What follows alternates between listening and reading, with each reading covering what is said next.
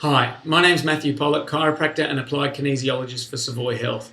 Tonight I'm going to talk quickly about omega-3 and its benefits. Now, a lot of people that walk through the doors at Savoy Health have a problem with their fatty acid balance. What this basically means is the ratio to good fats and bad fats is out of whack a little bit. Now, if you're a person that is attending the fish and chip shop every second night for dinner, you're probably going to err on the side of too much bad fat. Now, that's a really easy way to clear that out, and that is to change your diet. And you need to do that if that's you that I'm talking about there. Most people, however, find that they are short on the good fats. Now, what do I mean by good fats? I mean omega-3. We really need to improve the omega-3 fats in our diet, and there are a number of ways to do that, and I'll talk about them a little bit later. Now, we need omega-3s in our diet for a number of reasons. Every single cell wall and cell membrane in our body is made up of fat. If your body has too much bad fat in it, it's going to preferentially use the bad fat that it has in its system to make all of those cell walls. Now, you don't want that. You would rather take in some extra omega-3, a good source of fat, so that your body can start to make and repair those walls and improve the cell membranes by providing good fat for utilization for this process. A lot of other people that I talk about the importance of omega-3 are pregnant women. Now, why do we do that?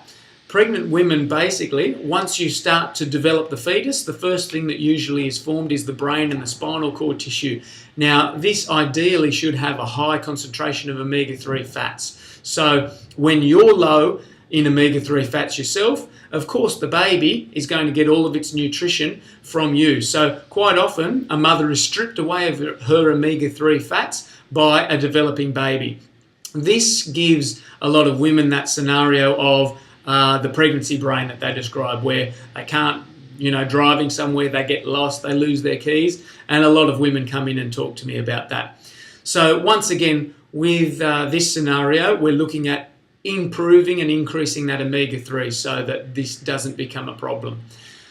The other area that omega-3 has a high association with is anxiety, depression. Now, this is a simple correlation because, again, the brain supposedly should have a high concentration of omega-3, and where our diet lets us down, it's simply good nutrition. Fish, a good source of omega-3, has long been renowned as brain food, and it's for that reason. It has a high concentration of those good oils that our brain needs. And nutrition-wise, if we feed our brain correctly, it simply works a lot better. Some people don't like fish as a source of omega-3. This can be because of problems with accumulation of heavy metal toxicity as the fish get bigger in the food chain. My answer to that is to eat a smaller fish. So a smaller oily fish like a sardine would be a good source of a concentrated omega-3. And there are people out there that altogether don't like animal sources of omega-3.